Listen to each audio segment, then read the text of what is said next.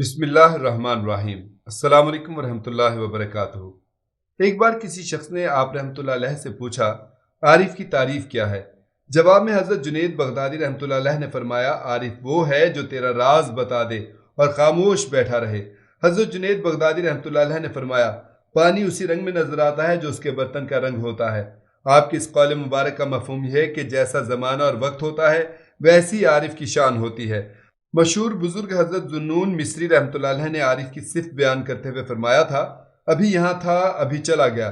جب حضرت جنید بغدادی رحمۃ اللہ علیہ کے سامنے حضرت ذوالنون مصری رحمۃ اللہ علیہ کے یہ الفاظ دہرائے گئے تو آپ نے فرمایا عارف کو کوئی حالت کسی حالت سے روک نہیں سکتی اور نہ کوئی مکان اسے دوسرے کے مقام پر جانے سے باز رکھ سکتا ہے، لہٰذا وہ سب مکانوں کے ساتھ وہی نسبت رکھتا ہے جو نسبت اسے اس مکان سے ہے جس میں وہ موجود ہے۔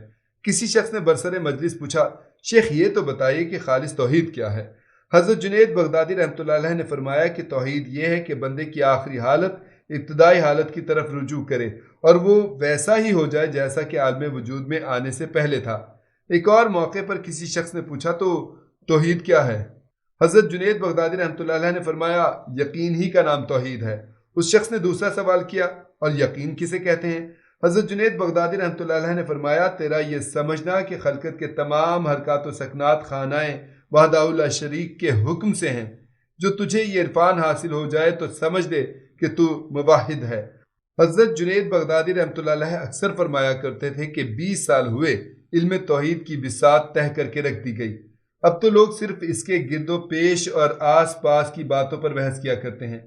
ایک موقع پر حضرت جنید بغدادی نے فرمایا کہ اگر ایک سچا شخص 1,00,000 برس تک حق تعالیٰ کی طرف توجہ رکھے اور پھر ایک لمحے کے لیے دوسری طرف متوجہ ہو جائے تو جو گھڑی اس نے کھو دی وہ اس زمانے پر غالب رہے گی جس میں اسے توجہ حاصل تھی۔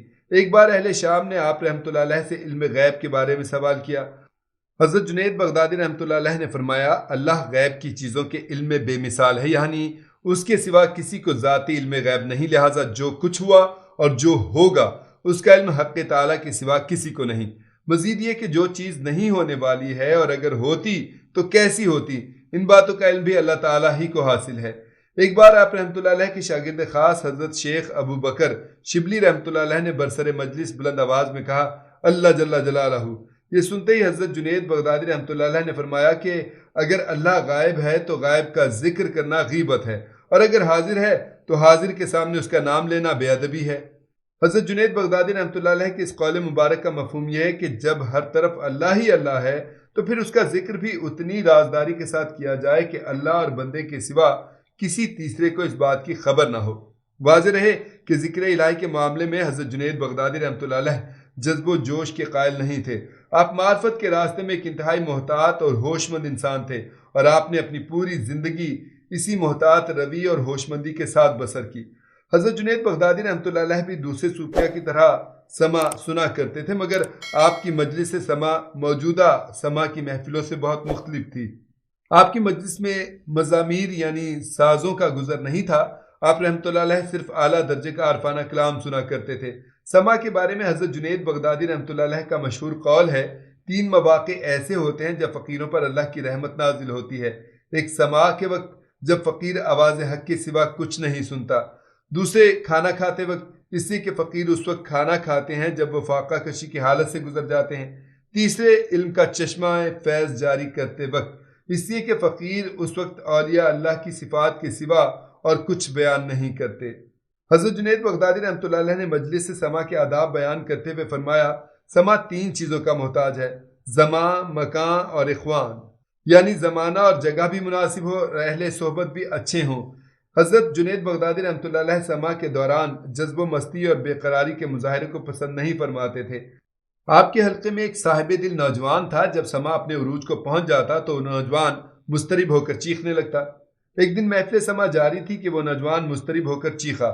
حضرت جنید بغدادی رحمۃ اللہ علیہ نے انتہائی ناپسندیدہ نظروں سے نوجوان کی طرف دیکھا۔ نوجوان اپنے ہوش میں نہیں تھا، اس لیے حضرت شیخ کے اشارے کو نہ دیکھ سکا۔ پڑھنے والے نے ایک اور کیفاور شعر پڑھا جسے سن کر نوجوان کے اضطراب میں مزید اضافہ ہو گیا اور وہ شدت جذبات سے مجبور ہو کر دوبارہ چیخا۔ اب حضرت جنید بغدادی رحمۃ اللہ علیہ خاموش نہ رہ سکے۔ آپ رحمۃ اللہ علیہ نے نہایت پرجلال لہجے میں نوجوان کو مخاطب کرتے ہوئے فرمایا تم ہماری صحبت کے قابل نہیں ہو، اس لیے ہماری اس مجلس سے چلے جاؤ۔ یہ حضرت جنید بغدادی کے الفاظ کا اثر تھا کہ نوجوان سنبھلنے کی کوشش کرنے لگا۔ ہم اپنی محفل میں بے صبر لوگوں کو ایک لمحے کے لیے بھی برداشت نہیں کرتے۔ حضرت جنید بغدادی رحمۃ اللہ علیہ نے نوجوان کو دوبارہ مخاطب کرتے ہوئے فرمایا۔ نوجوان نے نہایت عاجزی کے ساتھ اپنی لغزش کی معافی مانگی اور مجلس کے احترام میں خاموش ہو کر بیٹھ گیا۔ سما دوبارہ شروع ہو گیا۔ نوجوان کے لیے ممکن نہیں تھا کہ وہ حضرت جنید بغدادی رحمۃ اللہ علیہ جیسے بزرگ کی صحبت چھوڑ کر چلا جائے۔ نتیجتاً اس نے طے کر لیا کہ وہ سما کے دوران خاموش رہے گا، چاہے اس کوشش میں اس کا دم ہی نکل جائے۔ پھر ایسا ہوا کہ سما کے شروع ہوتے ہی نوجوان کی حالت غیر ہو جاتی، مگر وہ حضرت جنید بغدادی رحمۃ اللہ علیہ کے حکم کے پیش نظر خاموش بیٹھا رہتا۔ پھر لہجہ بہ لہجہ اس کا اضطراب بڑھتا رہا، یہاں تک کہ ضبط مسلسل کے سبب نوجوان کے پورے جسم سے پسینہ جاری ہو جاتا۔ پھر ایک دن نوجوان کا اضطراب حد سے بڑھ گیا، اس نے ایک جگر شگاف چیخ ماری اور فوت ہو گیا۔ حضرت جنید بغدادی کے جانشین حضرت شیخ ابو محمد جریری رحمۃ اللہ علیہ آپ کی ایک مجلس سما کا حال بیان کرتے ہوئے کہتے ہیں، ایک دن حضرت ابن مسروق اور دوسرے بزرگ مجلس سما میں موجود تھے اور قوال بڑے جوش کے عالم میں ایک دلکش نغمہ گا رہے تھے۔ حضرت ابن مسروق رحمۃ اللہ علیہ جوش اضطراب میں اٹھ کر کھڑے ہو گئے، مگر جنید بغدادی اپنی نشست پر اس طرح بیٹھے رہے کہ آپ کے جسم کو معمولی سی حرکت بھی نہیں ہوتی تھی۔ پھر جب مجلس ختم ہو گئی تو شیخ ابو محمد جریری رحمۃ اللہ علیہ نے عرض کیا، حضرت آپ پر سما کا کچھ اثر ہوا؟ جواب میں حضرت جنید بغدادی رحمۃ اللہ علیہ نے فرمایا، ابو محمد تم پہاڑوں کو دیکھتے ہو، کیا وہ بادلوں کی طرح اڑتے پھرتے ہیں؟ بے شک حضرت جنید بغدادی رحمۃ اللہ علیہ استقامت میں ایک پہاڑ کی مانند تھے، انتہائی وجد کے عالم میں بھی نہایت پرسکون رہتے، نہ خود بے قرار ہو کر کھڑے ہوتے اور نہ اپنے کسی شاگرد کے لیے اس عمل کو جائز سمجھتے۔ حضرت جنید بغدادی رحمۃ اللہ علیہ فرمایا کرتے تھے، جب تم کسی صوفی کی یہ حالت دیکھو کہ وہ ظاہر داری کی باتوں کا زیادہ خیال رکھتا ہے تو سمجھ دو کہ اس کا باطن خراب ہے۔ تصوف ایک ایسا موضوع ہے جس پر صدیوں سے عجیب و غریب بحث جاری ہے، مگر اس سلسلے میں حضرت جنید بغدادی رحمۃ اللہ علیہ نے جو کچھ فرما دیا ہے اس پر کسی بھی زاویے سے اضافہ نہیں کیا جا سکتا۔ ایک موقع پر حضرت جنید بغدادی رحمۃ اللہ علیہ نے فرمایا، تصوف یہ ہے کہ اللہ سبحانہ تعالیٰ اور تیرے درمیان میں کوئی واسطہ باقی نہ رہے۔ ایک بار فرمایا کہ تصوف تو ایک جنگ ہے جس میں صلح نہیں۔ جنگ سے مراد نفس کے خلاف جنگ ہے اور نفس آخری سانس تک باقی رہتا ہے، اس لیے نفس کے ساتھ صلح نہیں ہو سکتی۔ ایک دن فرمایا، تصوف اللہ کے ساتھ معاملات کے صاف ہونے کا نام ہے اور اس کی بنیاد یہ ہے کہ دنیا سے روگردانی کی جائے۔ ایک دن وعظ کے دوران فرمایا کہ تصوف یہ ہے کہ اس تصوف سے اللہ تیری خودی کو مٹا ڈالے اور پھر اسی تصوف سے تجھے زندہ کرے۔ ایک اور موقع پر صوفی کی تعریف کرتے ہوئے فرمایا، صوفی وہ ہے جو زمین کی مانند ہو کہ دنیا بھر کی غلاظت اس پر ڈالی جاتی ہے مگر اس کے اندر سے سرسبز فصل پھوٹتی ہے۔ حضرت جنید بغدادی رحمۃ اللہ علیہ فرمایا کرتے تھے کہ تصوف کی بنیاد 8 خصلتوں پر ہے جو انبیاء پاک علیہ السلام کے ساتھ مخصوص تھیں۔ نمبر 1 سخاوت، جو حضرت ابراہیم علیہ السلام کا وصف خاص تھی۔ دوسری روایت میں ہے کہ صوفی کا دل حضرت ابراہیم علیہ السلام کی طرح دنیا کی دوستی سے پاک ہو۔ نمبر 2 رضا، جو حضرت الحق علیہ السلام کے لیے مخصوص تھی۔ دوسری روایت میں حضرت اسماعیل علیہ السلام کی مثال دی گئی ہے۔ نمبر 3 صبر، جس کا حق حضرت ابو ایوب علیہ السلام نے ادا کیا۔ نمبر 4 اشارہ، جو حضرت زکریا علیہ السلام کے لیے مخصوص تھا۔ نمبر 5 اندوہ و غم، جسے حضرت داؤد علیہ السلام کے لیے مختص کیا گیا تھا۔ نمبر 6 غریب الوطنی، جو حضرت یحییٰ علیہ السلام کے لیے مخصوص تھی۔ نمبر 7 سیاحت، جو حضرت عیسیٰ علیہ السلام کے خصائص میں سے تھی۔ نمبر 8 فقر اور درویشی، جو حضرت محمد مصطفیٰ صلی اللہ علیہ وآلہ وسلم کو بطور خاص بخشے گئے تھے۔ دوسری روایت کے مطابق مناجات میں صوفی کا اخلاص حضور اکرم صلی اللہ علیہ وآلہ وسلم کی طرح ہو۔ ان مثالوں میں سے کسی کو یہ نہیں سمجھنا چاہیے کہ صوفی پیغمبرانہ صفات کا حامل ہوتا ہے۔ دراصل انبیاء کرام علیہ السلام سیرت و کردار کا اعلیٰ ترین نمونہ ہوتے ہیں، اس لیے انہی کی تقلید کر کے انسان صوفیت اور ولایت کی منزل تک پہنچ سکتا ہے۔ ایک بار کسی شخص نے برسر مجلس آپ سے پوچھا، مریدوں کو حکایتیں سنانے سے کیا فائدہ پہنچ سکتا ہے؟ حضرت جنید بغدادی رحمۃ اللہ علیہ نے جواب میں فرمایا، حکایتیں تو اللہ تعالیٰ کے لشکروں میں سے ایک لشکر ہے جس سے مریدوں کے دلوں کو تقویت پہنچتی ہے۔ اسی شخص نے دوسرا سوال کیا، کیا آپ کے پاس اس کا کوئی ثبوت بھی ہے؟ حضرت جنید بغدادی رحمۃ اللہ علیہ نے فرمایا، قرآن حکیم میں اللہ تعالیٰ کا ارشاد مقدس ہے، ہم تم سے پیغمبروں کے تمام قصے بیان کریں گے جس سے تمہارے دل کو مضبوطی بخشیں گے۔ ترجمہ ہے یہ۔ حضرت جنید بغدادی رحمۃ اللہ علیہ فرماتے تھے، اللہ جل شانہ نے مومنین کو ایمان سے شرف عطا کیا، ایمان کو عقل سے نوازا اور عقل کو صبر سے آراستہ کیا۔ لہٰذا ایمان مومنین کا دین ہے، عقل ایمان کا دین ہے اور صبر عقل کا دین ہے۔ ایک بار حضرت جنید بغدادی رحمۃ اللہ علیہ اخلاص کے موضوع پر تقریر کر رہے تھے۔ آپ نے اپنی ذاتی زندگی کا ایک واقعہ سناتے ہوئے فرمایا، میں نے اخلاص ایک حجام سے سیکھا۔ وہ اس وقت مکہ معظمہ میں کسی رئیس شخص کے بال بنا رہا تھا۔ میرے مالی حالات نہایت شکستہ تھے۔ میں نے حجام سے کہا، میں اجرت کے طور پر تمہیں ایک پیسہ نہیں دے سکتا، بس تم خدا کے لیے میرے بال بنا دو۔ میری بات سنتے ہی حجام نے اس رئیس کو چھوڑ دیا اور مجھ سے مخاطب ہو کر بولا، تم بیٹھ جاؤ۔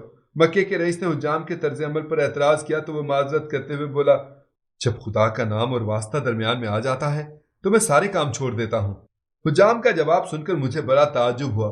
پھر اس نے قریب آ کر میرے سر کو بوسہ دیا اور بال بنانے لگا۔ اپنے کام سے فارغ ہونے کے بعد حجام نے مجھے ایک پڑیا دی جس میں کچھ رقم تھی، اسے اپنے استعمال میں لائیے۔ حجام کے لہجے میں بڑا خلوص تھا۔ میں نے رقم قبول کر لی اور اس کے ساتھ ہی نیت کی کہ مجھے جو پہلی فتح حاصل ہوگی وہ حجام کی نظر کروں گا۔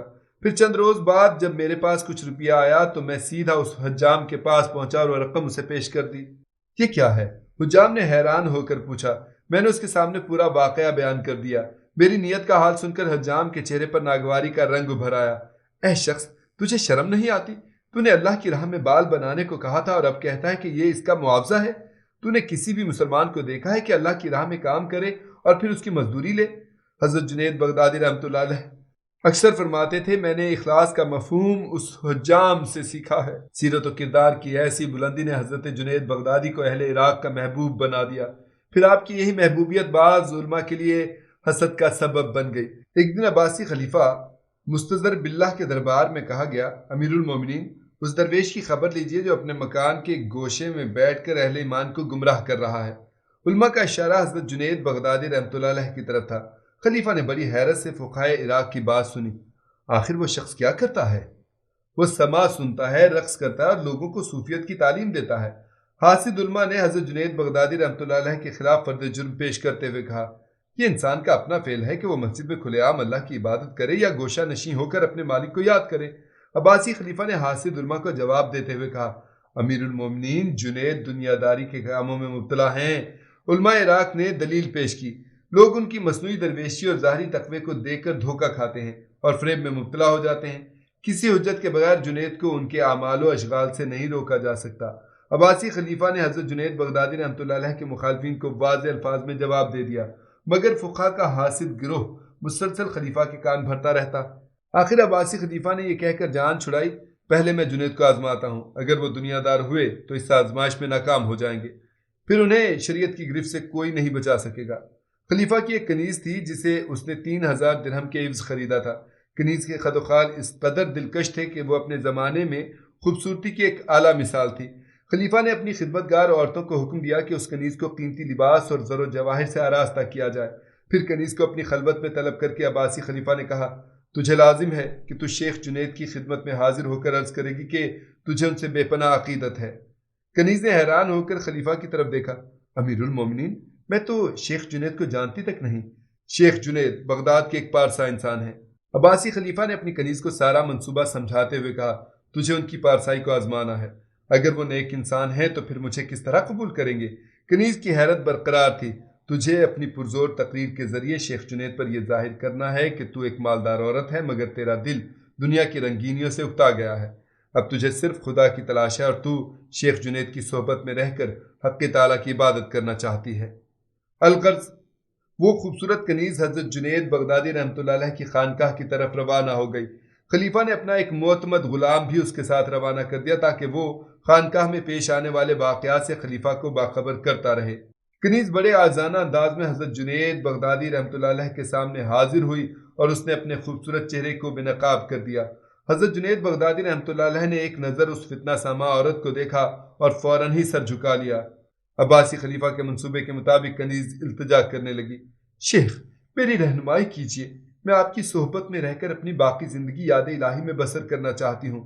جیسے ہی کنیز کی زبان سے یہ الفاظ ادا ہوئے، حضرت جنید بغدادی رحمۃ اللہ علیہ نے سر اٹھا کر دوبارہ کنیز کی طرف دیکھا اور ایک سردہ بھری حضرت جنید بغدادی رحمۃ اللہ علیہ کا یہ رنگ جلال دیکھ کر کنیز اس قدر خوفزدہ ہوئی کہ فرش پر گر کر تڑپنے لگی اور پھر دیکھتے ہی دیکھتے اس کی روح جسم سے پرواز کر گئی۔ غلام بدحواسی کے عالم میں قصر خلافت تک پہنچا اور خلیفہ کے روبرو سارا واقعہ بیان کر دیا۔ مشہور تصنیف تذکرۃ الاولیاء میں حضرت شیخ فرید الدین عطار کی روایت ہے کہ جب عباسی خلیفہ کو کنیز کی موت کا علم ہوا تو وہ غضبناک ہو کر کہنے لگا، اب شیخ جنید وہ دیکھیں گے جو انہیں نہیں دیکھنا چاہیے۔ پھر خلیفہ پورے جاہ و حشم کے ساتھ حضرت جنید بغدادی رحمۃ اللہ علیہ کی خانقاہ کی طرف روانہ ہوا۔